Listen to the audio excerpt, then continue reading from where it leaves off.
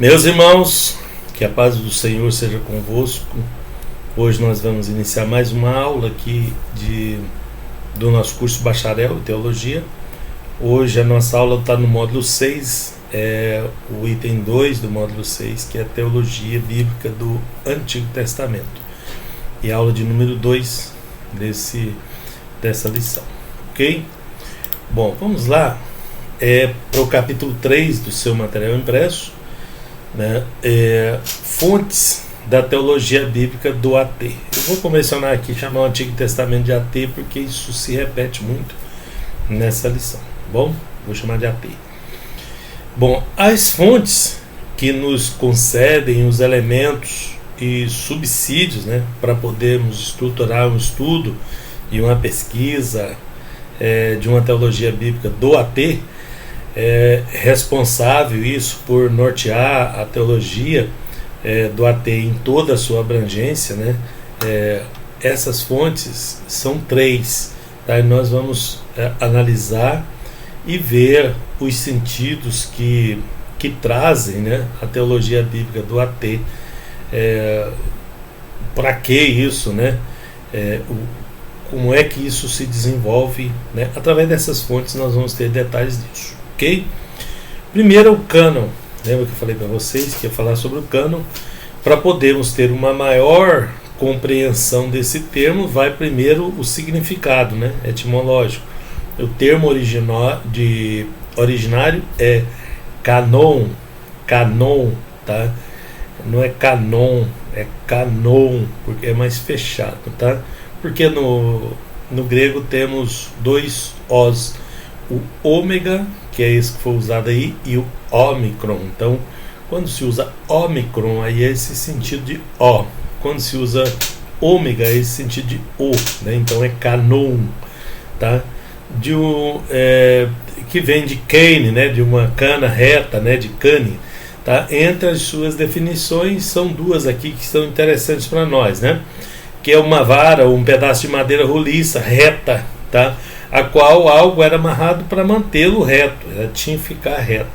Espaço fixo ou limitado que define e delimita a esfera de influência de alguém. Então é alguma coisa reta, né? Então o cânon quer dizer retidão, né? É aquilo que tem parâmetros para mantê-los em retidão, aquilo que é reto por causa dos seus parâmetros, tá? Então, o cânon, quando se refere às escrituras, se refere aos escritos, aos livros que foram considerados inspirados por Deus, que vem desse conceito de retidão aí, tá? Tem outros livros também que não fazem parte, que não são considerados canônicos, tá? Então, o cânon é aquele conjunto de livros aceitos ou verificados ou aprovados como sendo inspirados diretamente por Deus. Bom, a primeiro caso ali, né, o cânon é um documento que tem uma extensão reta, né, que segue um desenvolvimento, uma sequência reta. Tem aquele sentido que eu falei de retidão. E o segundo termo usado aí, né, a segunda explicação do dicionário, né, porque por falta de ter o que falar, talvez eu não tenha falado isso para vocês, mas no hebraico não tem sinônimos. Eles dizem que não tem sinônimos. Aqui e ali pode aparecer algum, mas é muito raro. Então, normalmente, você usa uma coisa que representa outra com muito mais frequência, né? Porque por não faltar uma que seja parecida com a outra, ou coisa desse tipo, tá? Então, a segunda indica espaço, né, delimitação de influência, né, a abrangência dessa influência, que é justamente o que o canon, né, é em todos os seus sentidos, vindo a ser o conjunto de livros dentro de um espaço que delimita a sua influência e a toda essa estrutura, tá? Bom, partindo disso, né, desse pressuposto, os livros canônicos ou cânon do AT é a fonte documentária em que a sua teologia, a teologia do AT, se fixa, tá? Então a fonte inicial são os livros, mas são os livros canônicos, não todos os livros, né? Porque na Bíblia Católica, por exemplo, tem a adição de livros históricos, né, chamados de apócrifos, que são muitos, né? São muitos eles. Tem uns que estão na Bíblia Católica e tem muitos outros, né? Eu acredito que eu tenho uns 35 livros apócrifos aqui daquela época, tá? Daqueles 400 anos antes, entre o Antigo Testamento e o Novo, eles foram, via de regra, quase todos escritos naquele tempo, tá? Bom, então, para desenvolver todas as suas argumentações sobre os textos que o compõem, em todas as suas estruturas e divisões, tá? Sendo que o cânon do AT, considerado o cânon do AT, é a Bíblia do judeu, né? Do povo judeu, possui suas próprias divisões, né? Que é a Torá. A Torá é a lei, é o Pentateuco, né? São os 5 primeiros livros. Depois vem o Nebiim. Nebiim é profetas, é profeta, né? Him, quando termina com M, em hebraico sempre termina com a boca fechada, então é Nebiim. Nebiim, esse Him é o plural, tá? Normalmente se usa ele para plural, tá? E, então Nebiim seria profetas, né? Nebi, profeta, Nebiim, profetas. E profetas, que as profetas anteriores, profetas posteriores, todos eles. E o Ketubim, escrito Ketubim, escritos, tá? Que tem alguns dos nossos que são considerados proféticos, que estão incluídos aí nesses escritos, tá? A quantidade de livros é diferente, já mostrei para vocês em outra lição, né? Mas são os mesmos, é só o arranjo que é feito de forma diferente. Um exemplo só, né, que os 12 profetas menores é um livro só na Bíblia dos judeus, tá? E o nosso são 12 livros, então dá uma diferença na quantidade aí, mas são os mesmos escritos, tá? Então o nosso cânon em nada difere do cânon judaico, tá? Então não tem o nosso cânon, tem o cânon da Bíblia Sagrada, tá? Então nessa divisão os livros são distribuídos: a Torá, que vai de Gênesis a Deuteronômio, como eu disse, o Nebiim, que aí está errado, né? Que deveria ter sido transliterado como M, né? Porque Nebiim, né? Que é o plural, que vai de Josué a 2 Reis, e os profetas anteriores, que nós consideramos como livros históricos, e os posteriores, que é de Isaías a Malaquias. E Ketub escritos, Rim plural, né? Salmos até 2 Crônicas, e depois inclui nessa divisão aí Daniel, né? Que Daniel não é considerado entre os profetas. Por lá, Esther, Esdras, Neemias, 1ª e 2ª Crônicas, né? Além dos livros poéticos. A estrutura, então, de divisão, e a cronologia é a ordem que isso foi escrito, né? Que o cânon do Antigo Testamento está inserido, tem um grande significado para o teólogo que trabalha com a teologia bíblica, tá? Então isso tudo é de extrema importância, que é matéria básica para nós teólogos formar a nossa teologia em cima desses elementos fundamentais aqui. Para que suas explorações exaustivas sobre o texto tenham uma sequência orgânica, tá?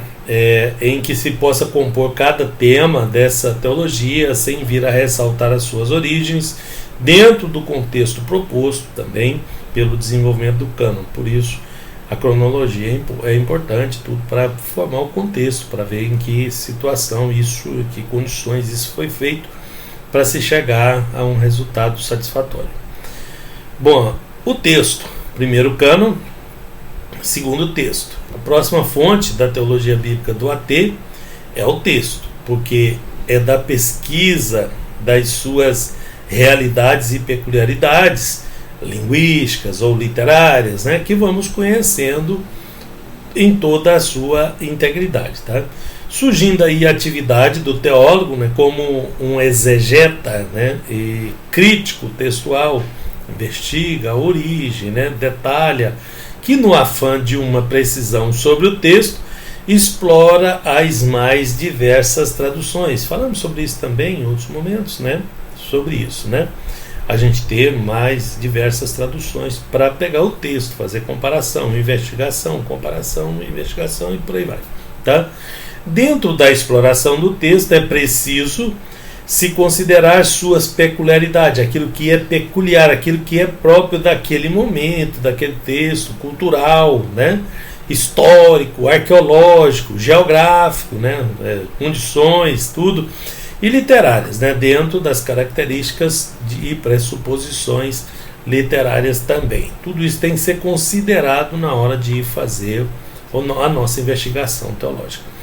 Ao trabalhar com o texto do AT, outro importante e também necessário aspecto a ser considerado pelo teólogo bíblico são as peculiaridades da tradição oral e escrita.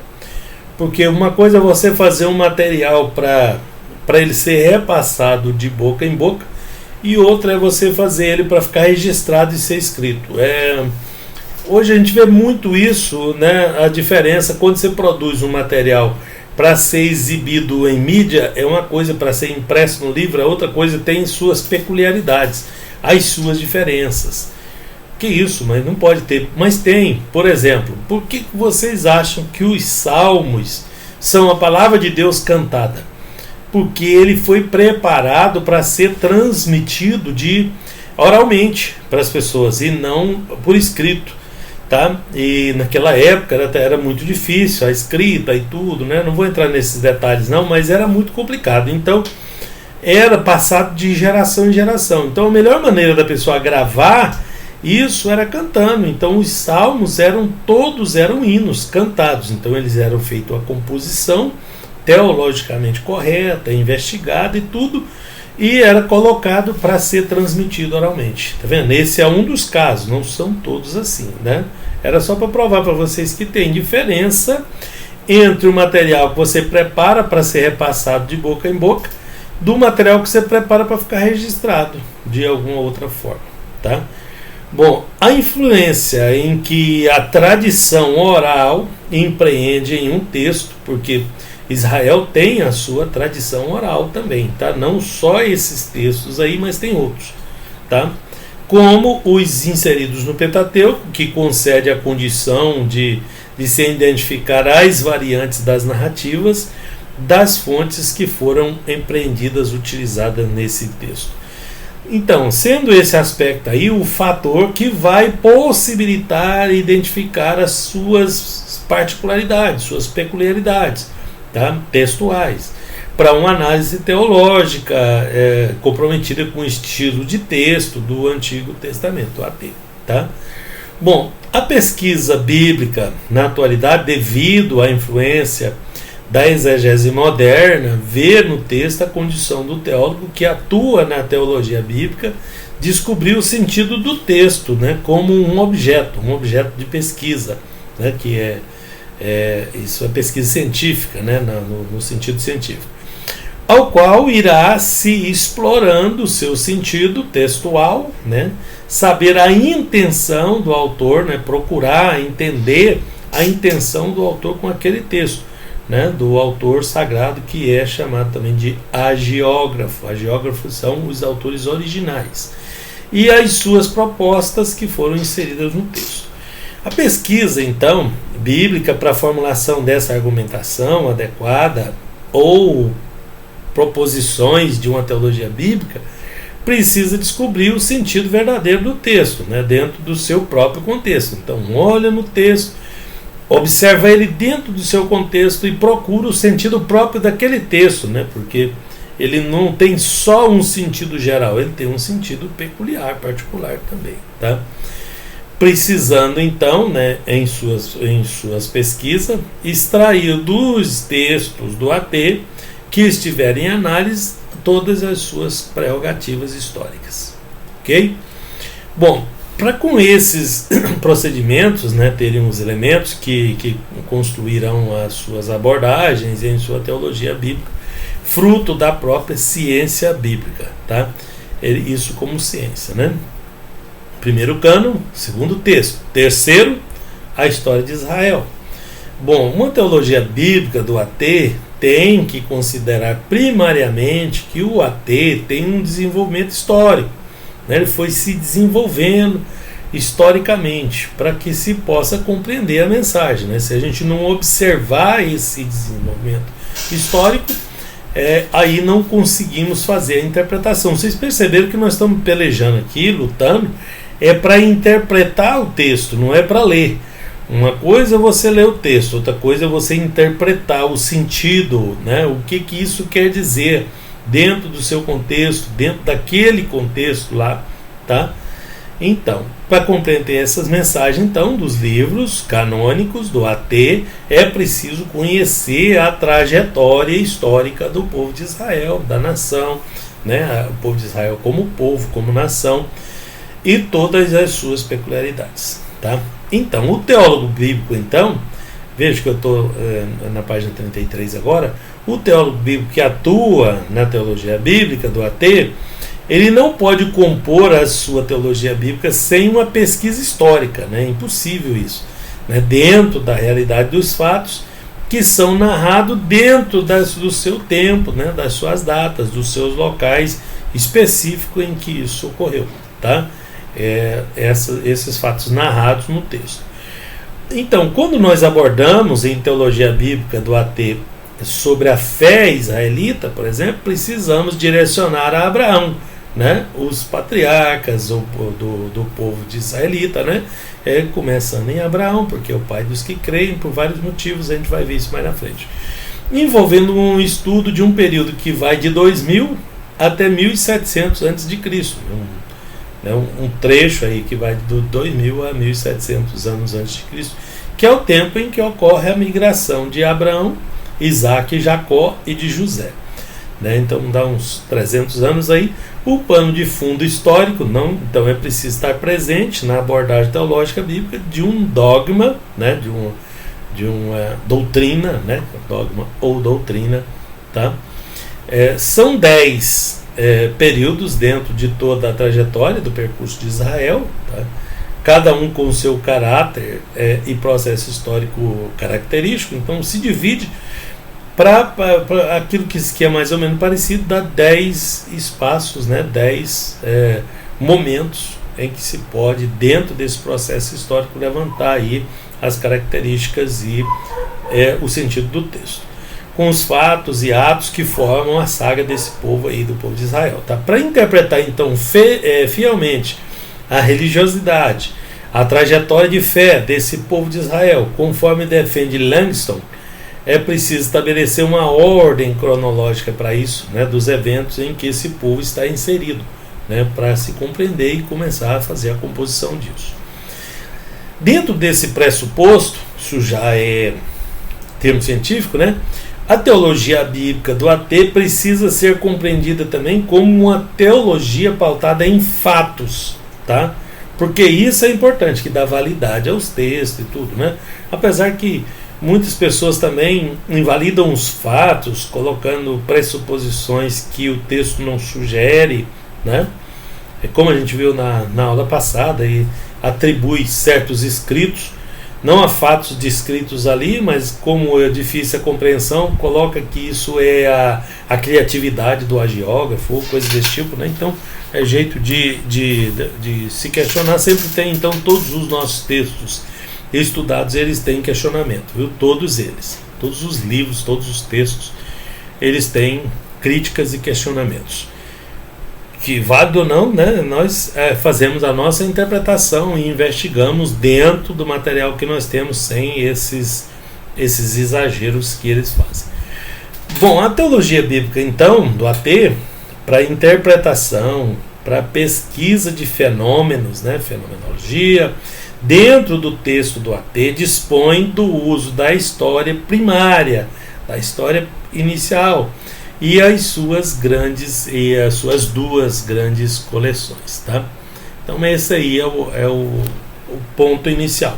Vamos para o capítulo 4, que é o Deus, o povo e a revelação. Deus, o povo e a revelação. 3 coisas importantes também para o nosso desenvolvimento. Aqui nós vamos estudar cada um desses termos em destaque nesse tema, né?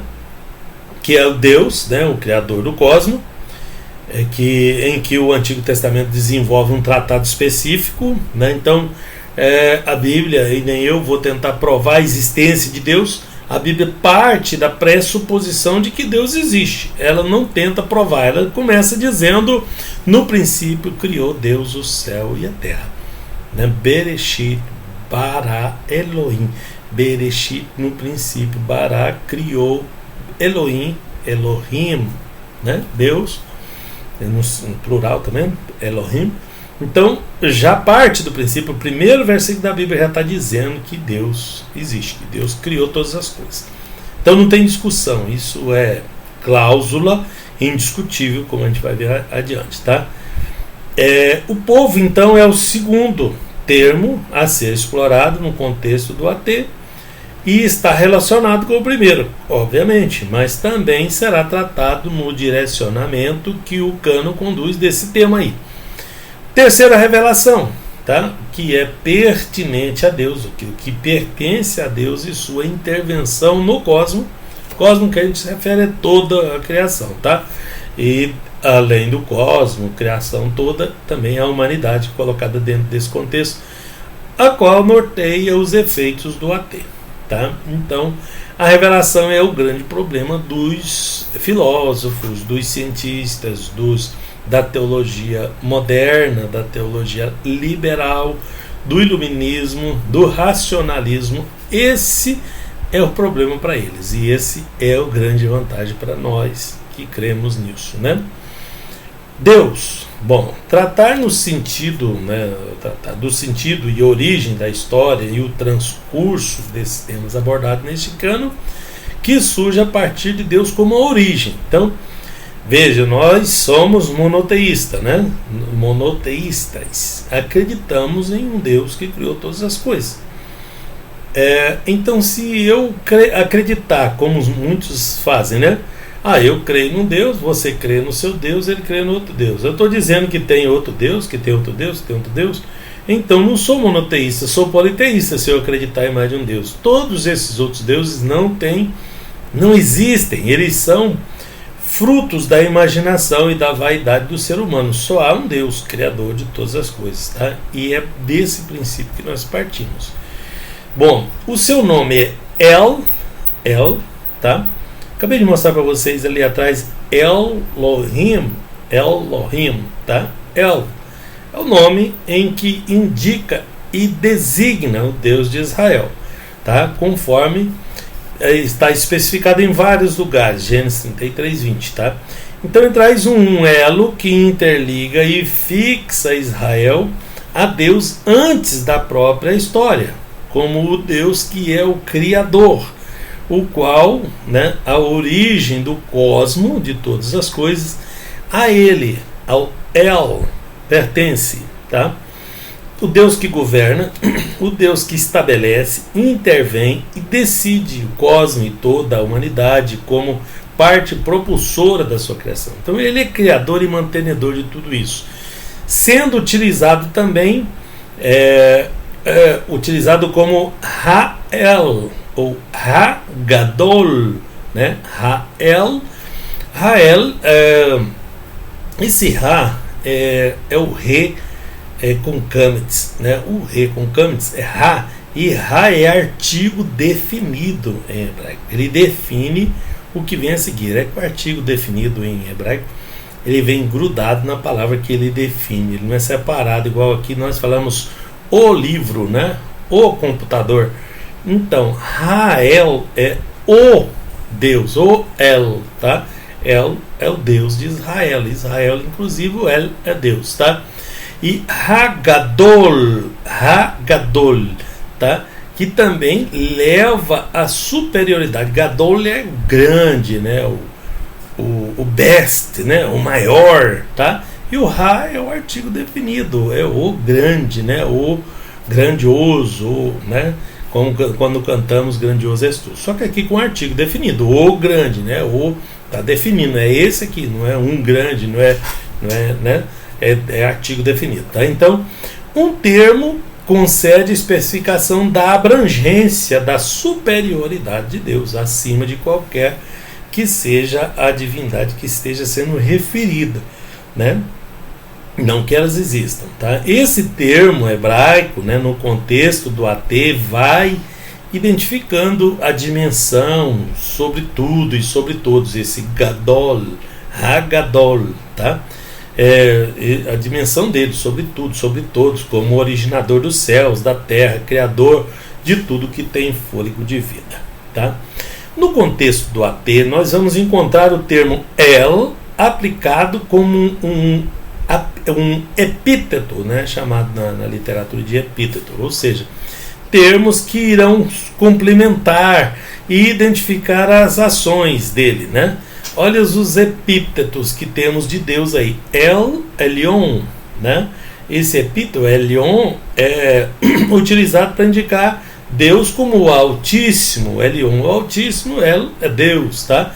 Sempre utilizado para contextos universais, nesse caso aqui, o que indica a supremacia de Deus sobre todos os povos da terra, tá? El Olam, tá vendo o M aí? El Olam. Esse termo tem uma identificação mais utilizada para indicar a magnificência de Deus, né? O Deus magnífico, né? Mas em sua tradução direta, né, temos a expressão o Deus eterno, né? Olam, eterno, tá? Mas indica a sua magnificência. El é Deus, sempre, tá? El Shaddai. El Shaddai, esse é um epíteto que aplica a Deus, mais conhecido e utilizado pelos cristãos, né? A gente vê isso muito, tendo na tradução da Septuaginta, que é aquela primeira tradução do hebraico para o grego, tá? A expressão Deus Todo-Poderoso, Shaddai, Todo-Poderoso, né? O poder, tá? Que o Gadol leva a grandeza disso também, mas esse aqui fala mais de power mesmo, de poder daquele do inglês, tá?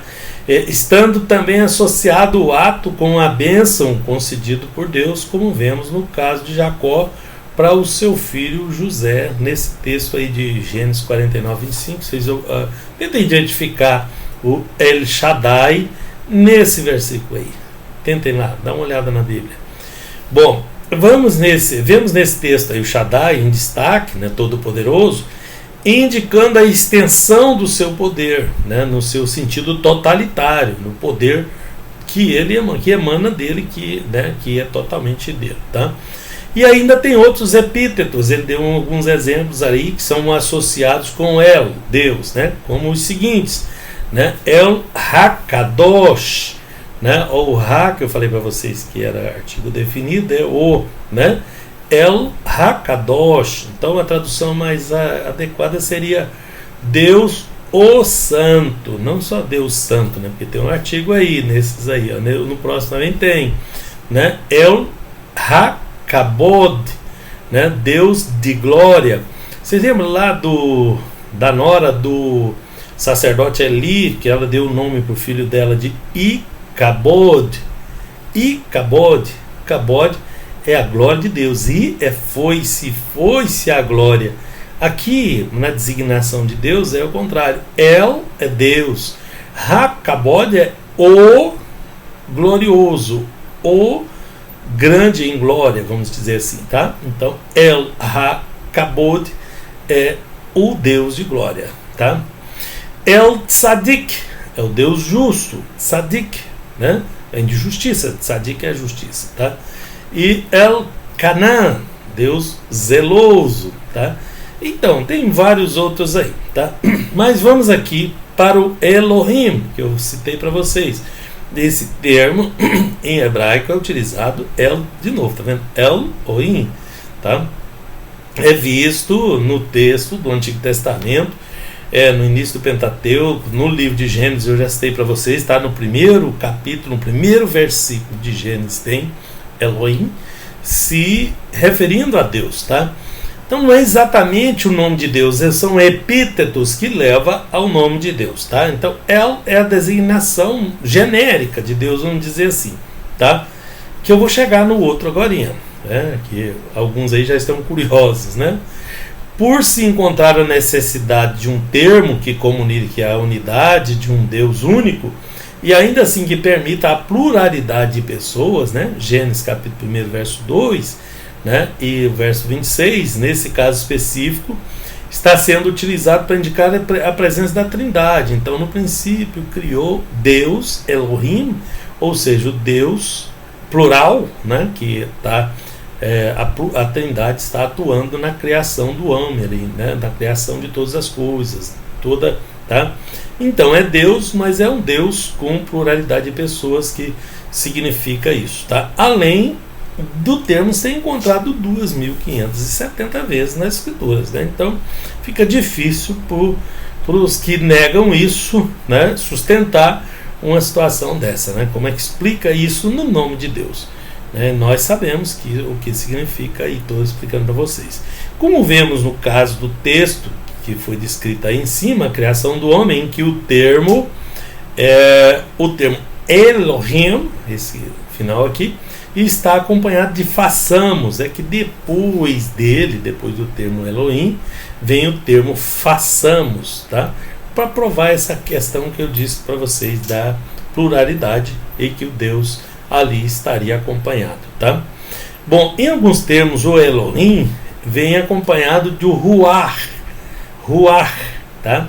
Esse Ruach é espírito, também denomina vento forte, que o espírito foi comparado ao vento, o vento impetuoso, né? Como vocês sabem, tá? Então, do hebraico, Ruach é vento, mas também é espírito, tá? Tornando-se Ruach Elohim, utilizado para denominar Espírito de Deus. Então, se eu disser Ruach Elohim, eu estou dizendo o Espírito de Deus, tá? Que também pode significar Deus, o forte vento, mas nesse caso aqui, no contexto, é Ruach Elohim, é Espírito de Deus, tá? E você vai ver isso em Êxodo 35, do 30 ao 35, quando fala do vento, né?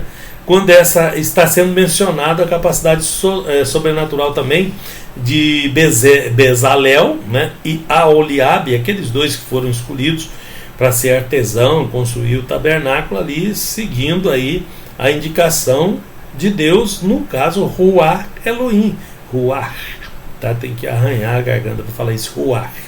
Aqui no português não temos consoantes que faz esse som no fundo da garganta, né? Gutural, tá? E no hebraico tem. Então é Ruach, né? Surgindo no texto a indicação o Espírito de Deus, Ruach Elohim, tá? Que conforme eu disse para vocês. Bom, o outro que eu estava com pressa de chegar nele, porque vocês precisavam entender esse, né? Que é traduzido normalmente por Iavé. Eu não sei como que se traduz isso por Iavé, porque lá são 4 consoantes, né? Onde nós temos o Yod, o Re, um Vav e outro Re. Então é muito difícil dizer que isso aí essa tradução aí está certa. Então evita-se utilizar isso.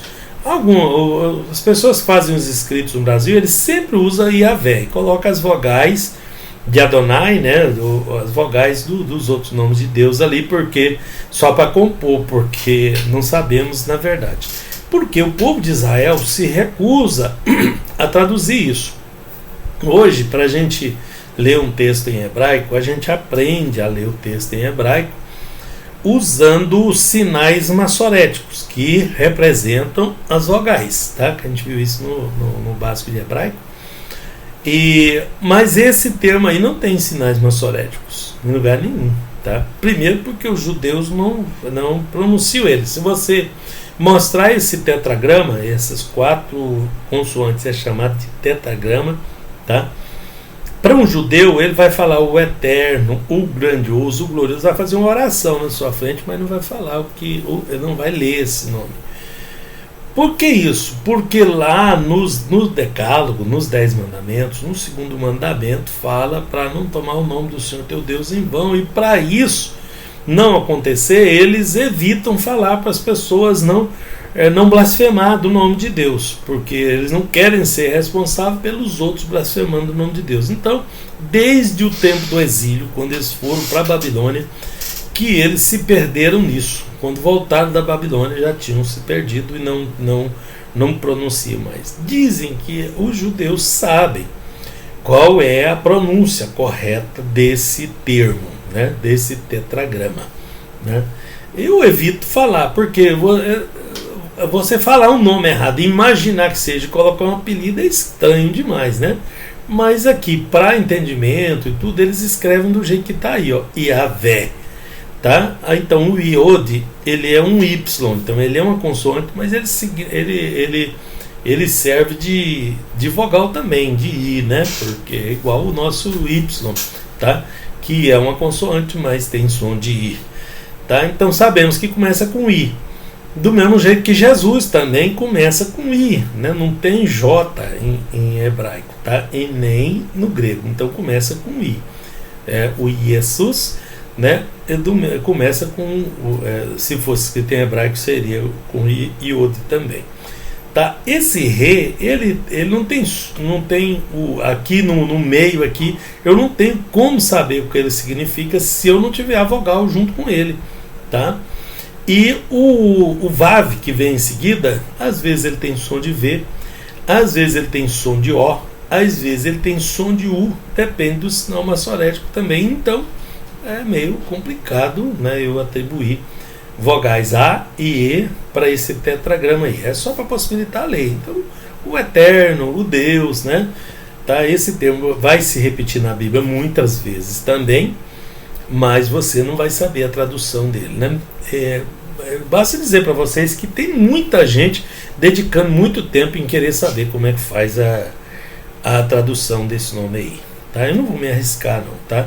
Esse termo então é o mais utilizado pelos hagiógrafos, tá? É o que aparece mais vezes, né, nos originais, para denominar ou indicar o Deus de Israel, tá? Em que a fé de Israel no sentido da religião está fixada. Quando é um epíteto, quando eu quero usar Deus em consoante com outra característica dele, eu uso El, né? Mas no caso ali é o nome do Deus do Deus Criador, que tem um significado inicial, esse termo. Eu posso não saber pronunciar ele, mas o significado eu sei, né? Sendo que, de acordo com Smith, o termo, oriundo de uma forma imperfeita do hebraico de Hayá, né? Ser ou tornar-se, né? Na forma refil, causativa do verbo, irá de modo a significar aquele que causa a existência. Portanto, o Criador, encontrado em todo o contexto do Antigo Testamento, aproximadamente 6.700 vezes, tendo uma aplicabilidade monoteísta, né? Esse termo aí, a Deus, a divindade, e tendo uma aplicação de um Deus nacional, supremo, soberano de uma nação, né? O Deus de uma nação, tá? O Deus em que Israel, como seu povo e nação, testifica, tá? Bom, então isso é chamado de tetragrama. O tetragrama é utilizado pelo judaísmo, a religião de Israel, para indicar o nome inefável, né, de Deus, o nome sagrado, né, o tetragrama, que é a identidade do Deus de Israel no contexto judaico. Então, a melhor transliteração é essa que vocês estão vendo aí, YHWH, que não tem significado se eu não souber as vogais que acompanham isso. No tetragrama, né, Deus, através de seu próprio nome, está indicado que ele é o que é, ou seja, eu sou o que sou. Tem muita contestação com relação a isso, mas é o que foi traduzido nas Bíblias em português aí em Êxodo capítulo 3, né, falando a Moisés, ele diz que eu sou o que sou e fui eu que te enviei a eles, né, ao povo do Egito, né. Era Deus falando para Moisés o que ele deveria falar a Faraó, né? Então ele se referiu ao nome dele com esse tetragrama aí, nesse texto especificamente, tá? Que diferente do que vocês imaginaram, né, não vai sair com a tradução aqui, né, ou o termo indicado, tá? O aspecto histórico, então, mesmo porque isso pode contrariar um dos mandamentos se a gente blasfemar o nome de Deus, tá? O aspecto histórico do tetragrama é tão enfático dentro do livro de Êxodo que o tetragrama é mencionado nesse livro 398 vezes, tá? A narrativa, só dentro do Êxodo, tá? A narrativa do Êxodo e o diálogo de Deus com Moisés, né, concede aí do tetragrama uma autoafirmação formulada com a expressão proferida pelo eterno, vou trocar eterno no lugar do Yahvé que ele colocou aqui, eu sou o Senhor. Tá? Bom, a soberania de Deus, então, é enfatizada nesse tetragrama, tá? No eterno, com o sentido como sendo o único Deus, que é o Criador do céu e da terra, que todos os seus propósitos são estabelecidos com o objetivo, a aliança que estabeleceu com Israel. Tá? Bom, no 4.1 nós temos a natureza de Deus. Nesse subtópico vamos tratar como a teologia bíblica do AT, dentro do conteúdo expresso no cânon do Antigo Testamento, aborda sobre a natureza de Deus. Então, o que nós vamos ver agora é a sua natureza. Na concepção judaica, Deus estava tanto no céu como na terra. Ele está em todo lugar, transcendente, né? Ele vai além do normal, além do que se espera, tá? Mas ninguém poderia contê-lo, né? Sendo nesse aspecto transcendente, ultrapassa os limites, mas se revela através de algumas formas, de alguns modos, né, para estar em contato com a terra e a humanidade por ele criadas. Então, como Deus é espírito, ele não tem uma forma. Então, como o homem foi feito à imagem e semelhança de Deus, não se refere à forma física, porque se você vê a forma da manifestação de Deus no livro de Ezequiel, você vai ficar abismado, como eu fiquei da primeira vez que eu vi. Tá? Então, quando ele se manifesta na forma aceitável pelo ser humano, é só uma forma em que o ser humano recebe isso melhor, tá? Não que seja aquela forma específica de Deus. Alguns estão em forma de antropomorfismo. O que é antropomorfismo? Isso é a forma em que Deus se revela na forma humana, né? Antropo é o homem, morfismo é essa manifestação, né? Antropomórfica, né? Então, quando Deus se manifesta na forma humana, sendo considerado meios de estabelecer uma comunicação direta ou indireta com a humanidade, tá? Por exemplo, o anjo de Jeová é um antropomorfismo, quando o anjo aparece na forma quase humana, né? Um anjo, mas com uma forma parecida com um homem. O termo hebraico para designar o anjo no AT é malach, né, com o sentido de mensageiro, tá? Malach é mensageiro em hebraico. Então, estendendo, pois, o anjo a sua mão sobre Jerusalém para a destruir, o Senhor se arrependeu daquele mal e disse ao anjo que fazia a destruição entre o povo: basta, agora retira sua mão. E o anjo do Senhor, o Malach, né, estava junto à eira de Araú, no Jebuseu. Nesse caso em específico, podia identificar Deus falando na primeira pessoa. Pode-se perceber do texto, né, do AT, que quando o anjo do Senhor está presente em alguma de suas manifestações, a presença temível e portadora de bênção do Eterno está presente também, tá? Bom, podemos compreender então que, estou na página 41, né? Vamos acompanhando aqui, tá? Que em uma teofania, teo é Deus, fania, manifestação, uma forma de Deus se manifestar também, né? No contexto do AT, tá? É interessante, eu tinha um amigo quando era criança que chamava Teofane. Eu achava estranho o nome dele, depois estudando teologia que eu descobri o que era teofania, né? No contexto do AT, Deus estava atuando perante o fato ocorrido em forma, uma forma, né, que identificava a sua intervenção direta ou indireta, né, a forma dele se manifestar. Nesse caso, estava se manifestando um anjo do Senhor para uma intervenção específica, como que foi narrado lá em Juízes 2. Tem muitas outras aí, né, ele deu só um exemplo aqui, em que a própria voz de Deus, através da manifestação do anjo, foi ouvida repreendendo o povo de Israel por não ter obedecido a sua voz e sua orientação sobre a entrada e a convivência na terra de Canaã, a forma que foi feito, tá? Então, a voz. O rosto de Deus. Então, sabemos que Deus é espírito. No contexto do AT, em nenhuma ocorrência irá citar que ele apareceu corporeamente, né? Porém, no ateu apresenta casos de antropomorfismo, né, dele apresentar na forma humana, né, como o rosto de Deus, que nesse caso identificava, conforme vemos lá em Êxodo, a manifestação ou alusão à presença de Deus sem nenhuma restrição. A presença de Deus em algum lugar, né, estava relacionada a não somente a demonstração de cuidado e afeto, né, para quem estava vendo, contemplando, mas também a confirmação de que estava presente na trajetória da pessoa. Como podemos ver no caso de Jacó, lá em Peniel, né, Gênesis 32, mesmo que em alguns casos é indicado que ninguém pode contemplar a face de Deus.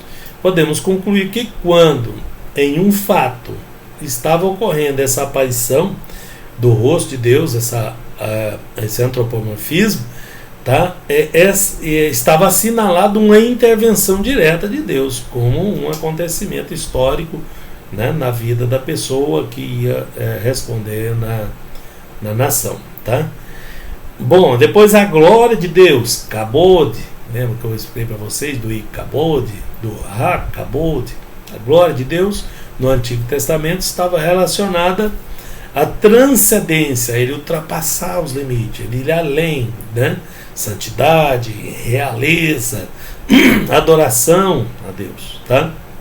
Esse termo Kabod também está relacionado à forma como Deus se manifestava em determinados momentos ali, tá? Sendo uma forma que a presença divina se manifestou na ocasião da ratificação da aliança no Sinai, representava Deus aparecendo como testemunho da sua aliança com o seu povo, né, no tabernáculo, né, a glória de Deus se fez presente para confirmar que ele estava presente no meio, né, a adoração e as ofertas e o sacrifício do povo. Então era uma forma de Deus ratificar a sua presença ali através dessa manifestação da sua glória chamada Kabod.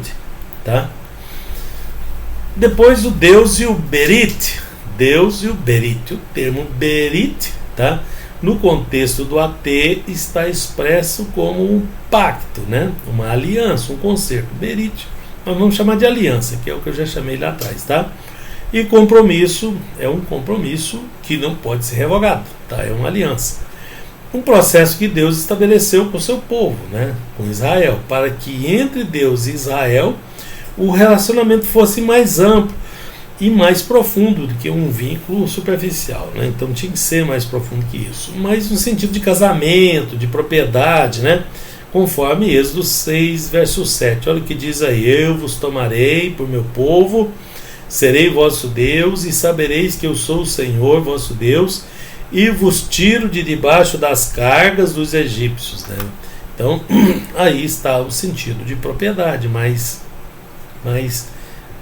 próximo, vamos dizer assim, né? Como casamento, né? Vindo, como vemos nessa declaração, a ser uma relação eterna. Tá? Então, o Berit de Deus, né? A aliança de Deus com Israel, foi a reação de uma perfeita e livre vontade de Deus para com a nação. Então foi uma manifestação livre da vontade de Deus, em que foi assegurada a Israel garantias, tá? Exigências e formalidades no seu cumprimento, é claro. Então nessa aliança Deus assegura garantia para Israel, mas exige algumas coisas em contrapartida aí, tá? Então a aliança ela tem essas duas os dois lados a ser considerados. Então a aliança tinha um aspecto jurídico, em que o Eterno, que era o legislador, né, o juiz da coisa, as decisões e julgamentos nessa aliança pertenciam somente a Deus, né? Israel não tinha somente direitos e benefícios, foi constituído também estatutos que deveriam ser cumpridos, né? Então tinha direitos e deveres. Né? Todo sistema jurídico tem direitos e tem deveres, não apenas para a convivência, mas para que pudesse usufruir dos benefícios, precisariam se adequar e cumprir os mandamentos estipulados e propostos pelo próprio Deus. Era no tratado dessa aliança que a relação estava garantida, era no cumprimento, Deus cumprindo a parte dele, mas exigindo o cumprimento do outro lado, e isso estava garantido. Tá? Era expresso isso pela palavra shalom, Então, Shalom não é só paz, né? Não é só é um termo muito mais profundo do que o que é utilizado. A gente usa ele para cumprimento, né? Paz, mas Shalom é muito mais que isso, tá? Que pode ser traduzido muito imperfeitamente pelo nosso vocábulo paz, né? Imperfeito, porque é muito mais que isso. Então, Shalom significa a integridade, a totalidade de uma relação de comunhão, tá? Um estado de equilíbrio harmonioso, a colocação em comum, né, para um exame em conjunto de todas as reivindicações e necessidade das partes, a reivindicação de Deus, a necessidade do homem, por aí vai. O Berit, então, a aliança concederia uma vida abundante, porém, para que fosse alcançada, ela tinha as diretrizes e fidelidades a Deus, né, os seus deveres que eles deveriam cumprir. Os estatutos, então, eram os princípios éticos, tá? Morais, religiosos, que Deus estava estipulando como as bases legais do exercício da convivência do povo dentro dos trâmites da aliança. Vou detalhar isso mais na frente, né, na próxima aula. O Decálogo, que era o código de leis de Deus proposto nos 10 mandamentos, não era só os 10 mandamentos, que era chamado de Decálogo, era um conjunto muito mais amplo de leis. Mas Decálogo quer dizer 10. Mas é que essas 10 mandamentos, eles representavam os outros que seriam destrinchados daí, desses 10, de dentro desses 10. Então, é chamado de Decálogo, não é só os 10 mandamentos, tá? O Eicrod, né, fala que em preceitos morais, contendo as proibições de matar, do adultério, do roubo, a intimação a respeito dos pais, né, a necessidade do respeito aos pais, princípios de convivência humana, porque as leis de Deus também ela é cheia de ética e de moral, que a gente vai ver também. O decálogo então, era o cerne, né, de um equilíbrio de relacionamento, tá? Em que caracterizava, né, os cumpridores como sendo o povo de Deus, que estava em perfeita sintonia ao cumprir com a aliança que era estipulada por ele. Então, a aliança do desenvolvimento da teologia do AT está relacionada diretamente com a fidelidade e com a justiça, dois elementos condicionais para um relacionamento frutífero com Deus, né? A pessoa não está falando da justiça de Deus, está falando dos nossos atos de justiça, dentro das bases legais propostas por Deus no Decálogo, né? Como a gente vai ver adiante. Concluindo, a aliança foi a efetivação da revelação direta de Deus para com Israel. Deus os nomeia a partir da aliança como seu povo, como um povo peculiar, escolhido dele. Estava se tornando povo a partir da aliança que foi proposta. Não se esqueçam disso. Ok? O povo. Bom, o povo, ao iniciar, tratar sobre esse tema no contexto do Antigo Testamento, é necessário, para embasar as argumentações, entender o sentido etimológico dessa palavra, povo, né? O termo utilizado para indicar a palavra no cânon é goi, tá? O qual sempre está relacionado a grupo de pessoas em seu aspecto político, em seu aspecto étnico, né, que é de pessoas da mesma origem, né, ou territorial, sem o objetivo, né, a tais pessoas uma conotação religiosa ou moral específica. Mas ao pensarmos sobre o quesito étnico, né, que é a origem da raça, né, alude aos israelitas, e também podemos incluir a descendência de Abraão aí, porque Abraão vem antes de Israel. Já no sentido político, pode considerar a formação do povo, sua organização, né, e consequentemente como nação, que foi só a partir de Moisés que Israel foi estabelecido como nação, tá? Foi então dado uma condição de sociedade constituída, porque não tem sociedade constituída se não tiver uma constituição por trás, se não tiver leis que definem essa constituição. Então foi dadas as leis no Sinai, Moisés, e a partir dali aquela era a constituição de Israel. Por não estar tratando no sentido moral e religioso, está relacionando o povo ao seu aspecto cultural, né? com seus costumes, com seus hábitos peculiares. Muita coisa que tem na Bíblia já era cultural, eles já faziam, já era prática que acontecia, como por exemplo o dízimo. Então o que Deus fez na Constituição e escrevendo nas leis foi a regulamentação dessas coisas, a forma correta de fazer o sacrifício. Eles já faziam isso há muitos e muitos anos, mas eles sacrificavam até seres humanos, sacrificavam a virgem para agradar a divindade, e Deus estipulou na lei que eles tinham que fazer o sacrifício, e tinha um outro sentido esse sacrifício, como a gente vai ver na frente, tá? Mas ele colocou regras, estabeleceu, né, como é que isso seria feito, mas isso não foi feito ali, já era, né, Deus pegou o que eles já faziam e adequou eles para mostrar para eles o caminho que eles deveriam seguir, tá?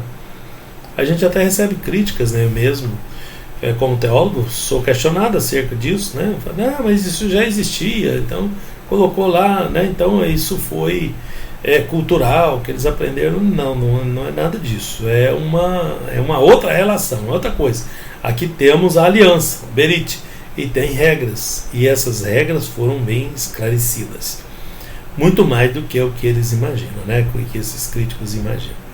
Bom, então a formação de um povo está relacionada à sua história, né? Uma saga, as memórias de sua trajetória, tendo vínculos que lhe caracterizam eternamente, como o idioma, a sua cultura, as suas tradições, a sua religião, a consciência histórica, né? Tradições e as primeiras projeções políticas surgem na instalação desse povo constituído em tribos, né? Do povo de Israel, no caso, em tribos na Palestina, que é uma designação de Filistia, tá? Onde viviam os filisteus antes, né? Antigamente. Então, por isso que lá é chamado de Palestina, né? Que seria Palestia, né? De outra língua, então a transliteração acabou ficando como Palestina. Essa confederação de tribos instaladas por territórios na Palestina vai propiciar os primeiros elementos organizacionais desse povo e, consequentemente, como nação, né? Que eles foram estabelecidos ali. No âmbito histórico, então, dentro dessa divisão de território das tribos, porque dentro já tinha um código de leis, agora precisava do lugar, o lugar de Deus já tinha mostrado, era Canaã, né, que era o lugar dos cananeus, né, que posteriormente foi chamado de Palestina, mas é Canaã, que é o nome original, porque ali viviam os canaanitas, né, que são os filhos de Canaã de Noé, tá? Então já deu o lugar, já distribuiu as suas localizações, já tem uma lei, então foi estabelecido como nação ali, né? Essas tribos foram estabelecidas. Bom, duas outras tribos que alcançaram destaque em localização, a sua expansão e produtividade das terras, que são Manassés e Efraim. Manassés e Efraim são os dois filhos de José, que José foi contado duas vezes, né? Porção dobrada para José.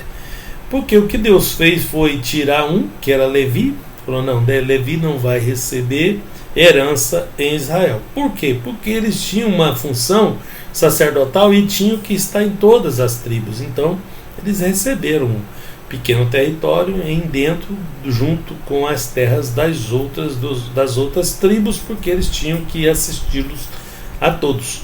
E fazendo isso, eram 12 filhos, né? Caiu para 11 filhos, né? Porque sai o Levi. Tá, mas então em José é chamado um filho. Então, como era José, aí tira José e coloca seus dois filhos, Manassés e Efraim, né? Um deles substituindo, no caso, Levi, se tornando 12 tribos de novo. Então, porque Deus queria mostrar que a herança de Levi não seria aqui nesse mundo, seria nele, né? Eu sou a herança do povo de Levi, diz o Senhor. Então, quem é o levita? O levita, diferente do que as pessoas ensinam hoje, o levita não é o cantor. O cantor é levita, ele foi aproveitado como cantor depois, né?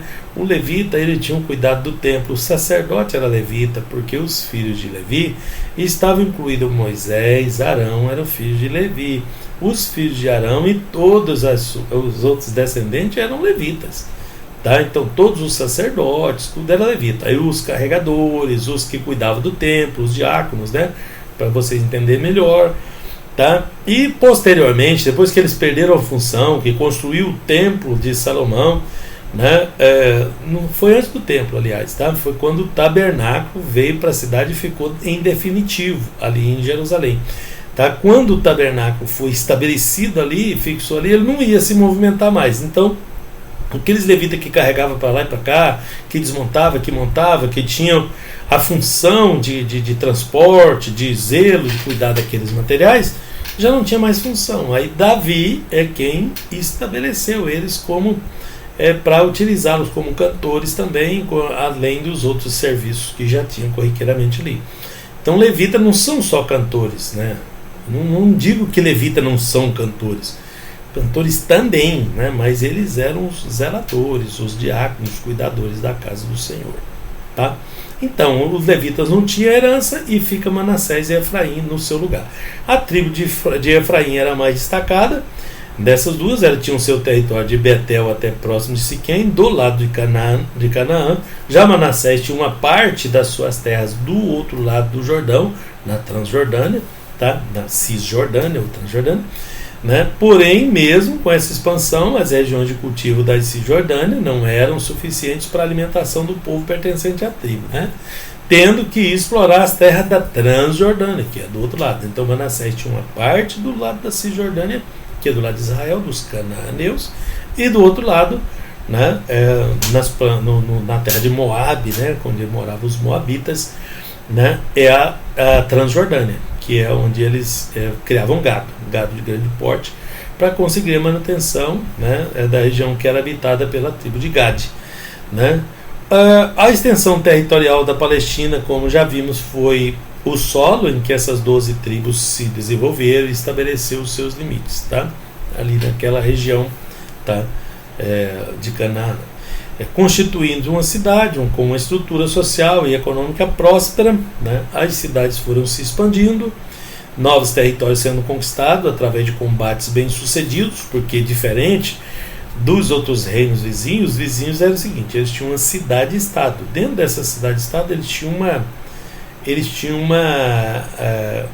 administração independente, era cidade-estado, tinha o seu próprio pequeno exército ali, e nas redondezas. Então, quando precisava, eles se juntavam e tudo, né? Já o povo de Israel era mais unido, eles não tinham cidade-estado. Ali era tudo Israel. Quando precisava se juntar em povo, né, para guerra ou para qualquer outra coisa, eles reuniam os líderes e tratavam isso através dos seus de um parlamentarismo, né? Eles juntavam e se decidiam em grupo, juntando pessoas de todas as tribos. Então eles eram mais organizados, né, como nação. Então os seus combates eram mais bem sucedidos por causa disso também, tá? De estratégia de guerra, de uma série de outros fatores, mas um deles era esse, em que os moradores, os donos dos territórios são vencidos, né, devido à força do exército de Israel, cada uma das tribos, não causando assim perca de homens por parte das tribos nessas batalhas, muito raro, né? Assim podemos perceber que todo o processo de ocupação pelas tribos no território palestino foi longo e possui várias peculiaridades, tá? Com movimentos geográficos, né, e étnicos precisos, executando estratégias bem-sucedidas para ir ocupando toda a dimensão territorial da Palestina, sendo essa ocupação um marco histórico, né, que originou os demais desenvolvimentos da história de Israel. Com as 12 tribos instaladas e exercendo o domínio, né, surge a denominada anfictionia, que é o que eu estava falando para vocês ali atrás, né? É um sistema que ia concedendo a cada tribo a oportunidade de participar nas decisões de Israel em geral. Não era um líder, né? Um líder dessa vez era Ruben, depois era Manassés, mas juntava era o líder máximo, mas tinha ali um parlamento, né, que ia se modificando ao longo do tempo, né? É o jeito que funcionou melhor para Israel. Podemos dizer que essa liga era um tribunal inferior, né? Um tribunal em que os assuntos comuns de cada tribo eram discutidos e tratados. Então, o que era individual ali se tratava lá mesmo, mas o que se referia a todo mundo tinha que ser tratado em comum e discutido nesse tribunal, né, de colegiados de representantes, tá? Esses representantes eram denominados de anfitrião, tá? Daí vem a palavra anfitrião, também vem dessa mesma origem, mas aqui no nosso caso específico é anfitrião. Certamente tinha participação de cunho sacerdotal, porque os assuntos religiosos também eram tratados, o que se referia a todo o povo era tratado aqui, tá? Podia estar cumprindo assim as atividades, os rituais e culto praticado no santuário. E todo mundo juntava em um local só, que era Jerusalém, para fazer adoração ali em 3 ocasiões, 3 vezes por ano, tá? Conduzindo assim a adoração e devoção do povo de Deus também, além de promulgar e interpretar algumas leis e mandamentos perante o povo. Era esse o trabalho desse tribunal, desse parlamento. Os sacerdotes oficiais do santuário, além de oficiar e conduzir todos os trâmites da religião de Israel, julgavam os assuntos que eram trazidos pelos representantes de cada tribo aí nesse parlamento. A constituição deste povo, e sua estruturação, como vimos, teve várias etapas. Então foi até serem governados e administrados em regime político de monarquia, que na verdade foi uma escolha deles, funcionava muito bem do jeito que Deus tinha estabelecido.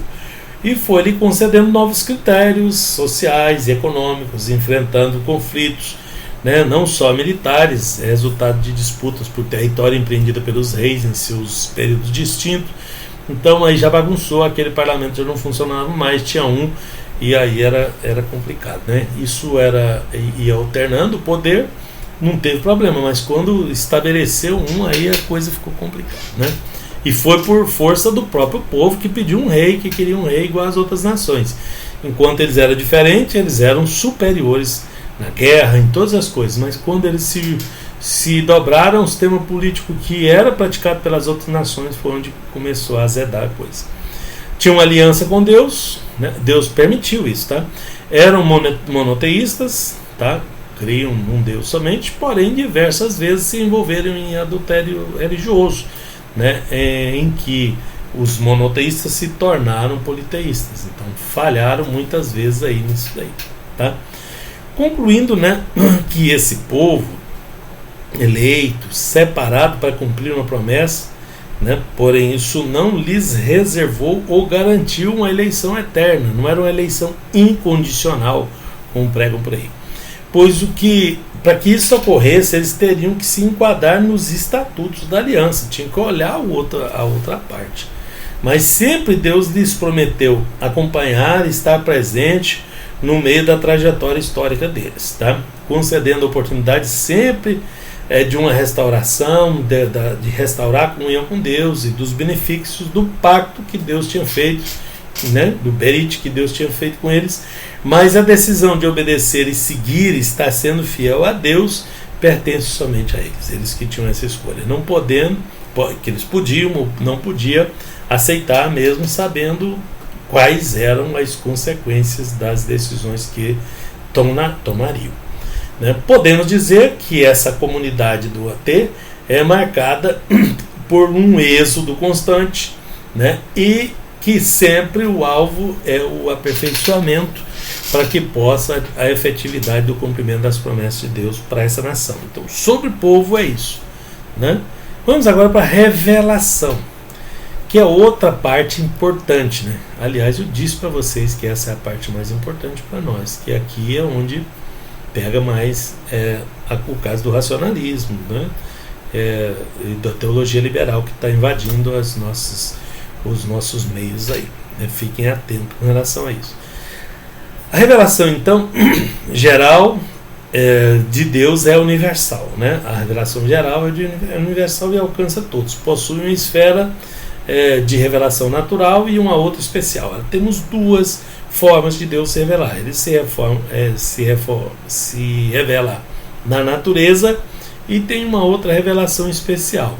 Deus, em sua revelação ao homem e o universo, com formas e características específicas, sendo uma revelação que reflete no exterior, mas sim não se reflete só no exterior, mas no interior, através de sua consciência. Tá? A revelação natural, ela manifesta dentro do homem, na sua consciência. Tá? Partindo desse pressuposto, a conscientização é moral e religiosa. né, que é inconcebível por um racionalista, né, no caso, né? Vindo primeiramente o homem a conhecer a Deus através da sua intervenção na natureza. Lembra do Salmo que diz que os céus declaram a glória de Deus e o firmamento anuncia as obras de suas mãos? Pois é, Deus se manifesta, né, se revela através das coisas criadas, da natureza, para que na sequência venha formar seus conceitos, deduções, descobertas sobre Deus, formando assim a sua consciência religiosa. Tá? Esse conhecimento princípio que obtém o homem sobre Deus é considerado uma autorrevelação sobrenatural. Deus se autorrevela sobrenaturalmente, mas dentro das coisas naturais, em que o homem inquire sobre os elementos criados, né? É através desses elementos criados que o homem tem conhecimento dessa revelação, descobrindo assim que tem uma origem e um criador, sendo este criador Deus, né? Como está elucidado em Isaías 40. Levantai ao alto os olhos e vede quem criou essas coisas. Quem produz por conta o seu exército? Quem a todos chama pelo nome? Por causa da grandeza das suas forças e pela fortaleza do seu poder, nenhuma faltará. Então, a revelação especial, devida a ser sobrenatural, é uma autorrevelação também em que Deus irá atuar direto na consciência do homem, ao convencer ao homem de alguma realidade pertinente ao seu próprio mundo interior, surgindo dentro do processo dessa revelação verbal, em que Deus revela o seu próprio propósito, né, como Criador, evidenciado inclusive ser um Deus que existe, né, e a sua voz é ressoada em meio à sua ordem na criação, como nós vimos lá atrás ali os atributos. Após a criação do homem e da mulher, com todas as concessões e privilégios que os concedem, né, se inicia a revelação verbal, que também é especial, tá? Em que Deus irá falar, sua voz será ouvida em diálogo Deus e homem. Então a Bíblia é uma revelação especial de Deus. Nós temos a natural, né, que vem através da natureza, e a especial, que são outras formas. Essa forma de comunicação não irá se restringir somente a esse casal, né, é o início de um processo de revelação verbal e comunicação direta, em que a voz de Deus é ouvida de diversos momentos e acontecimentos pessoais. Tá?